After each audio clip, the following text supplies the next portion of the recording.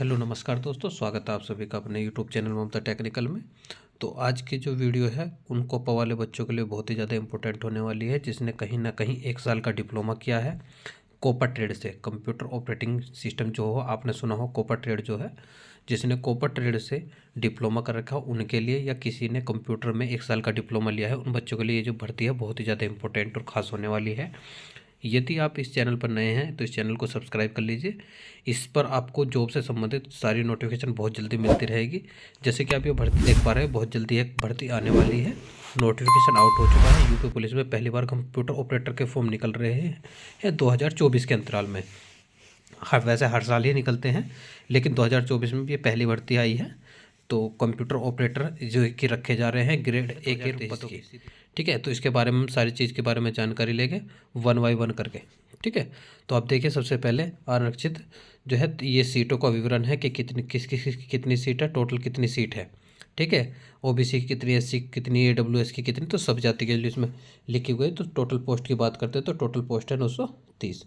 ठीक, उसके बाद बात करते हैं हम कि आयु सीमा क्या होनी चाहिए, आवेदन की संख्या क्या है। देखिए, जैसे कि आप देख पा रहे हैं कि इसकी जो आप देख पा रहे हैं फॉर्म 7 तारीख से फॉर्म को स्टार्ट कर दिया जाएगा और 28 तारीख में फॉर्म ख़त्म हो जाएगा और 30 तारीख एक, ठीक है, संशोधन यदि कोई फॉर्म भरता है उसमें कुछ कमी है तो संशोधित की अंतिम तिथि 30/1 है।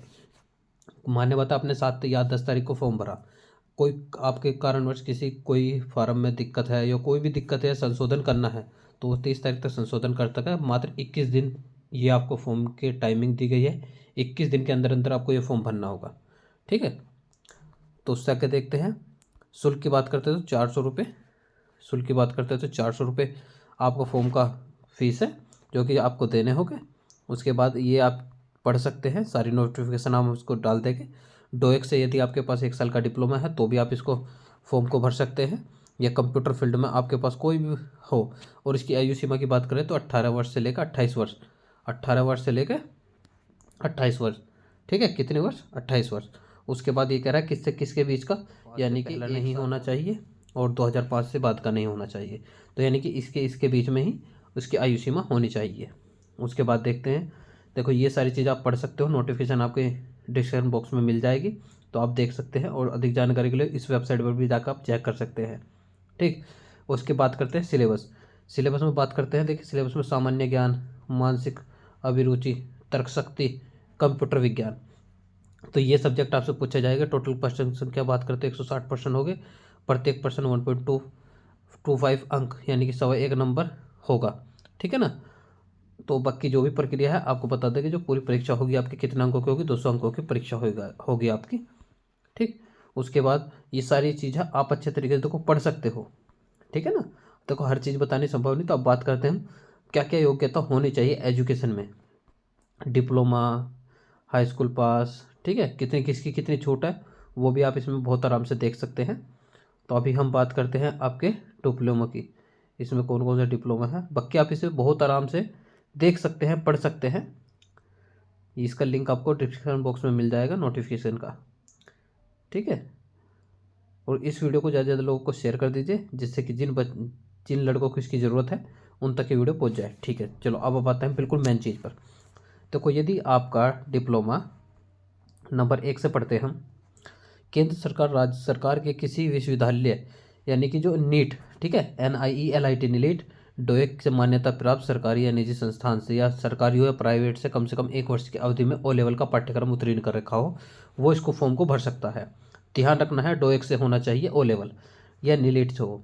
ऐसा नहीं कि आप किसी से भी, इससे आपका CCC भी होता है। ठीक है, उसके बाद बात करते हैं दूसरा नंबर, केंद्र सरकार द्वारा किसी भी बोर्ड विद्यालय से, सेम वही चीज़ है। देखो हाई स्कूल कर रखी हो, हाई स्कूल के साथ में कर रखा हो कोई भी ऐसा डिप्लोमा जिसका विवरण देखो कुछ निम्न प्रकार है। कैसे, DOAP डिप्लोमा देख सकते हैं। उसके बाद है DOMA diploma in office management application. उसके बाद है ADC advance diploma in computer. उसके बाद बात करते हैं हम ADCA advance diploma in computer application. उसके बाद बात करते हैं 5 पे ADC advance diploma in computer hardware, ADCP advance diploma in computer programming, DCA diploma in computer applications, DCFA diploma in. तो कुल मिलाकर देखो जितने भी इसमें टर्म लिखे हुए हैं, यानी कंप्यूटर से संबंधित आपने कोई भी स्किल प्राप्त कर की है, ठीक है ना, तो आप इस फॉर्म को भर सकते हैं। आप देख सकते हैं, देखिए DIP है, डिप्लोमा इन प्रोग्रामिंग है, डिप्लोमा इंफॉर्मेशन टेक्नोलॉजी है, सॉफ्टवेयर मैनेजमेंट है, इंफॉर्मेशन टेक्नोलॉजी है, DIT DST diploma in software technology है। तो कुल मिलाकर देखिए तमाम लगभग 28। तो इस तरीके से यदि किसी ने भी इनमें से कोई से भी डिप्लोमा करेगा तो वो इस फॉर्म को भर सकता है। 28 के बाद अब हम देखते हैं नंबर 3, ये जो 2 नंबर में थे इतने सारे डिप्लोमे यदि किसी ने करे तो वो इस फॉर्म को भर सकता है। उसके बाद देखते हैं 3, केंद्र सरकार यानी कि केंद्र या राज्य सरकार के निजी बोर्ड विश्वविद्यालय UGC से अप्रूवल, या वही जो आपको बताते हैं नीलेट डोएक से मान्यता प्राप्त सरकारी निजी संस्थान में 10वीं या 12वीं या स्नातक के उपरांत की जाने वाले कम से कम 1 वर्ष के डिप्लोमे की अवधि का PGDC या DCA पाठ्यक्रम उत्तीर्ण हो। यानी कि ये जो डिप्लोमा इन कंप्यूटर एप्लीकेशन है, तो या इस तरीके से उसने क्या है, ये post graduation diploma in application कार्य का हो तो वो भी इस फॉर्म को भर सकता है। उसके बाद बात करते हैं हम, यदि किसी व्यक्ति ने UPDESCO से उत्तीर्ण 1 वर्ष का DIT डिप्लोमा या पाठ्यक्रम में उत्तीर्ण है तो वो भी इस फॉर्म को भर सकता है। स्नातक स्तर यानी कि ग्रेजुएशन स्तर पर एक विषय के रूप में कम से कम 1 वर्ष कंप्यूटर साइंस या कंप्यूटर एप्लीकेशन रहा हो, यानी कि किसी ने स्नातक यानी किसी ने ग्रेजुएशन की है और उसके 1 साल यानी 1 साल उसके बाद कोई सब्जेक्ट रहा हो कंप्यूटर संबंधित तो भी वह इस फॉर्म को भर सकता है। उसके बाद बात करें BSc, किसी ने BSc की हो IT से, या MCA किया हो, BTech किया हो, A level, B level, C level में कंप्यूटर कोर्स, या BCA किया हो, MSc जो करेगी हो साइबर लॉ एंड सिक्योरिटी से की हो, BSc में कंप्यूटर साइंस या कंप्यूटर एप्लीकेशन का विषय के रूप में कम से कम किसी 1 वर्ष में रहा हो, यानी कि आपने BSc करी तो BSc में भी यदि 1 साल तक आपके पास कंप्यूटर का कोई भी सब्जेक्ट रहा हो तो भी आप इस फॉर्म को भर सकते हैं। केंद्र राज्य सरकार के किसी भी विश्वविद्यालय UGC अप्रूवल, वही नीलेट और डोएक के मान्यता प्राप्त सरकारी निजी में हाई स्कूल के उपरांत यदि आपने डिप्लोमा करेगा तो भी आप इस फॉर्म को भर सकते हैं।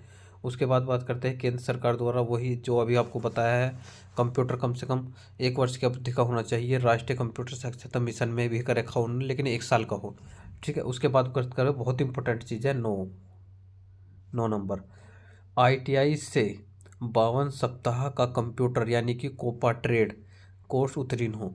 यदि किसी ने कोपा ट्रेड से ITI करी हो वो भी इस फॉर्म को भर सकता है, ठीक है। तो केंद्रीय सरकार के किसी भी विश्वविद्यालय AGC NIT डोएक में मान्यता प्राप्त सरकारी निजी संस्थान के 3 वर्षीय डिप्लोमा के कंप्यूटर इंजीनियरिंग, इंफॉर्मेशन टेक्नोलॉजी या इलेक्ट्रॉनिक्स इंजीनियरिंग, यानी कि किसी ने डिप्लोमा किया हो, कंप्यूटर इंजीनियरिंग करी की हो या इंफॉर्मेशन टेक्नोलॉजी से, या कुछ भी मिला के 3 वर्ष का किसी ने डिप्लोमा किया हो, यदि उनके पास भी कंप्यूटर रहा हो तो वो भी इस फॉर्म को भर सकते हैं, ठीक है। तो आज के लिए इतना ही, देख लीजिए आप इसको देख सकते हैं। तो बाकी इसमें जितनी भी है आप देख सकते हैं। ध्यान देखो ये आपको क्या रखना है, फॉर्म की जो स्टार्टिंग डेट है 0 यानी कि 7 तारीख से आपका फॉर्म स्टार्ट हो जाएगा, 7/1 से फॉर्म को स्टार्ट कर दिया गया है। उसके बाद आपकी जो लास्ट डेट है वो क्या रहेगी, 28, ठीक है। इस चीज़ पर फोकस रखना, आपके पास मात्र 21 दिन का समय हो, 21 दिन में आपको ये फॉर्म भरना होगा। करेक्शन के लिए 30 तारीख है, 30 तारीख यानी कि 30 तारीख में अगर कोई भी करेक्शन है, संशोधन है तो वो आप करेक्शन कर सकता है। तो आज के लिए इतना ही रखते हैं, कल फिर मिलते हैं किसी नए वीडियो के साथ। जब तक के लिए धन्यवाद दोस्तों। ये फिर भी एक बार रिक्वेस्टेड होगी, यदि आपने इस चैनल को अभी तक सब्सक्राइब ना किया तो कृपया करके इस चैनल को सब्सक्राइब कर लीजिए। धन्यवाद दोस्तों।